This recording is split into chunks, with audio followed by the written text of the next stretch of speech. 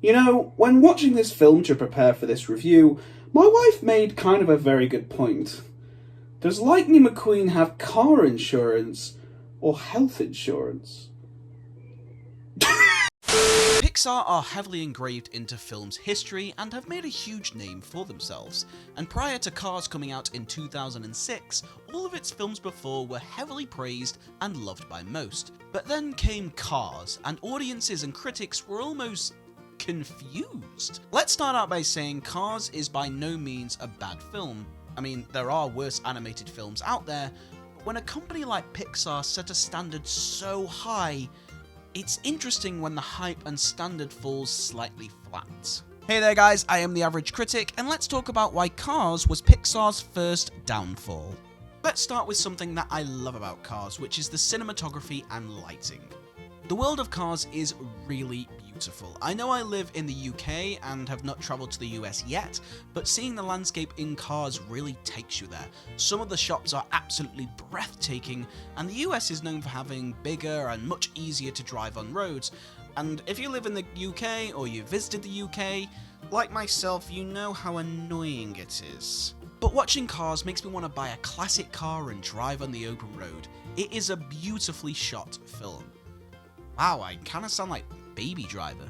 Sometimes all I want to do is head west on 20 in a car I can't afford with a plan I don't have.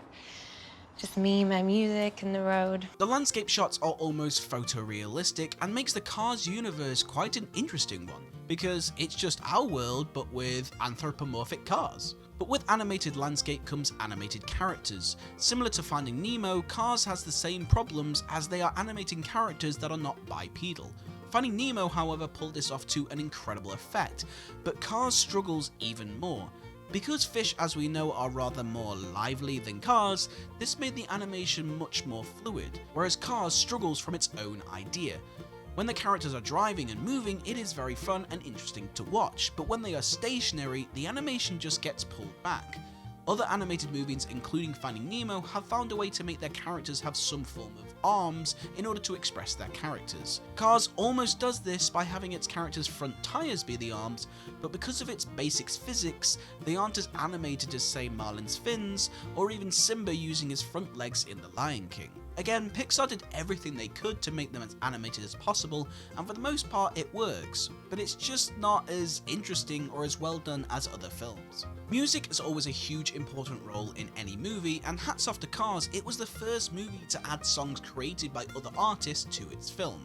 And for the most part, the songs are really enjoyable and work well with the film. Real Gone leads to a really strong opening to the film, easily established to the style and feel of the movie.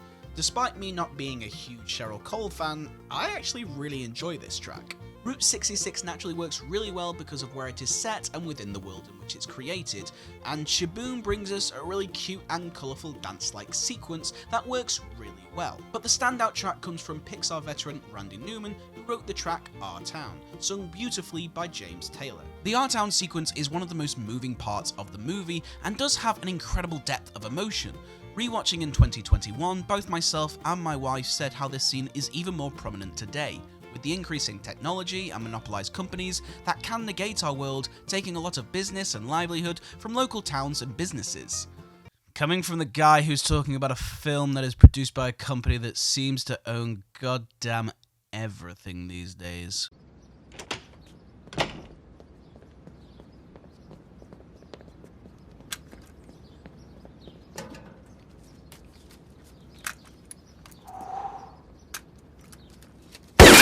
This film has 9 tracks brought in by popular artists, and as much as they all do generally work, you find yourself missing the original score, not just from past movies, but of the actual movie itself. Every other Pixar movie before this has kind of got a tune that you can hum in your head, but Cars is pretty much forgettable. I can't seem to recall any character having their own themes, or maybe a certain tune that kind of sticks in my head. You can tell Pixar wanted to go down a more modern route with this movie, but Pixar have always had a strong original score. But in this movie, it just seems to fall flat because it's being pushed aside to accommodate the pop artist songs. The characters in Cars are generally relatively enjoyable. Lightning McQueen starts out as a cocky, obnoxious race car that as the story progresses, learns to rely on others and basically not be a dick. It's not till about halfway through the movie that McQueen actually stops being a douche and actually becomes more of a likable character. I will give props to Owen Wilson's voice acting, as it certainly takes a good enough comedic styled actor to make Lightning McQueen a hero to root for. Wow. So Lightning McQueen is a character that, as much as you understand where he's kind of going, you kind of don't really like him, but he is enjoyable and funny, so he's kind of a mixed bag in a way. Furthermore, we can't not talk about the elephant in the room. We have to talk about Mater. When writing my notes for the movie, I simply just wrote Mater with a question mark. I have spoken in my past videos how Pixar seem to understand the formula of entertaining adults and kids at the same time, and a great deal of animated movies do have some form of comedic character who sometimes can just be there for the kids in the audience. But whereas in the past characters like Dory, Mike Wazowski and Bullseye that are arguably the kids' favourites are all incredibly entertaining for adults as well. Mater, however, does not fit that criteria. Most of his jokes fall flat and often aren't even jokes at all, they're just silly remarks formed around his obvious dumb stereotype.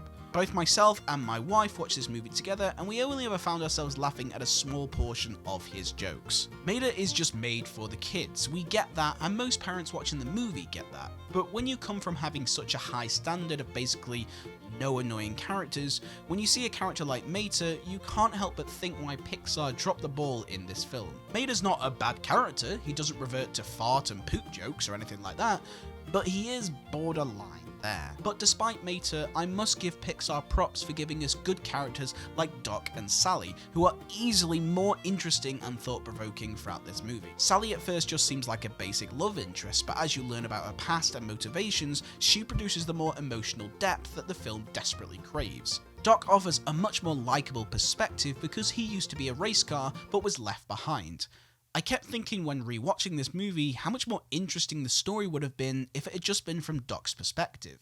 You can keep everything nearly the same, but having Doc pass on the torch to be the mentor to Lightning McQueen, by making him the lead role, we would have been way more interesting in my opinion. Now I spoke about Sally, how she produces the emotional beats of the movie, and to be fair, they all hit and hit hard. I've already mentioned the R-Town sequence, which is incredibly moving in its own right. Sally talking to McQueen about Mater offers some nice depth, and the scene where McQueen gets taken from Radiator Springs is a really thought-provoking scene with some really gorgeous cinematography. So there is some great emotional beats in this movie, but it all just seems to fall flat because sometimes it gets beaten down by a rubbish joke, or by Mater, or by the characters that aren't as well established as they could be. Cars is such an interesting movie. It was the film that brought John Lasseter back to direct after he didn't direct anything since Toy Story 2. And if you watch any of the behind the scenes footage for this movie, you can see he really cares about this film. He has a strong emotional connection to this movie, which is probably why it got all the sequels and spin-offs. And as much as I think he is a fantastic director, there is always good graces for a director who wants to make their craft and show it, because showing art is brave, and you allow yourself to be vulnerable, and to be fair, that is awesome. But Cars is a good movie, but sadly it just falls flat because Pixar wanted to go a different direction. With their music, sometimes it works and sometimes it doesn't. The animation landscape is beautiful, but is let down by having characters that sadly can't be very animated. The story is fine and predictable, and at the end of the day feels more like a kid's cartoon you watch on a Saturday morning. So with all that put together, this gets my professional rating of 7 out of 10, and my personal rating of also 7 out of 10. This film is fine. It's nearly 2 hours long, and if you want to sit down and watch Cars, you will enjoy yourself. It's a great watch. But you would sadly rather watch other Pixar movies. That's just about the truth of it. It's not a bad film, but there's just better ones out there. Thank you for joining me in this video. I hope you enjoyed it. Leave me your thoughts on Cars in the comment section below, and tune in next week when we'll be talking about Ratatouille. Yeah, you gotta say it like that. It's very French. If you enjoyed this video, please give it a like. I really appreciate it. I constantly check my videos and my comments. If you like my content, why not subscribe? And you can check out my other videos as well. Thank you for tuning in, and I will see you all in the next one.